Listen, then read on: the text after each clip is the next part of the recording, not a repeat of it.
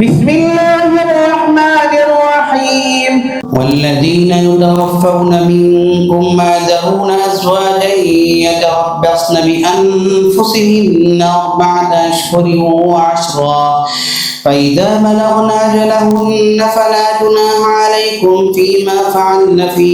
أنفسهن بالمعروف والله بما تعملون خبير ولا جناح عليكم فيما عرضتم به من خطبة النساء أو أكننتم في أنفسكم علم الله أنكم ستذكرونهن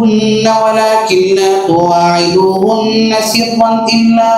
أن تقولوا قولا معروفا ولا تعزموا عقدة النكاح حتى يبلغ الكتاب أجله واعلموا أن الله يعلم ما في أنفسكم فاحذروه واعلموا أن الله غفور حليم لا جناح عليكم إن طلقتم النساء ما لم تمسوهن أو تفرضوا لهن فريضة أوهن على الموسع قدره وعلى المقتر قدره متاعا بالمعروف حقا على المحسنين وإن طلقتموهن من قبل أن تمسوهن وقد فرضتم لهن فريضة فنصف ما فرضتم إلا أن يعفون أو يعفو الذي بيده عقدة النكاح وأن تعفوا أقرب للتقوى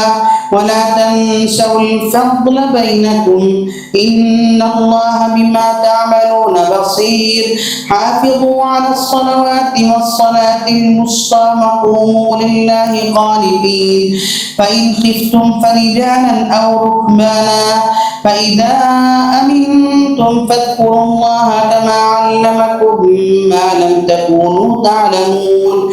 والذين يتوفون منكم ويذرون أزواجا وصية لأزواجهم متاعا إلى الحول غير إخراج فإن خرجن فلا جناح عليكم فيما فعلن في أنفسهن بالمعروف والله عزيز حكيم وللمطلقات متاع بالمعروف حقا على المتقين كذلك يبين الله لكم آياته لعلكم تعقلون.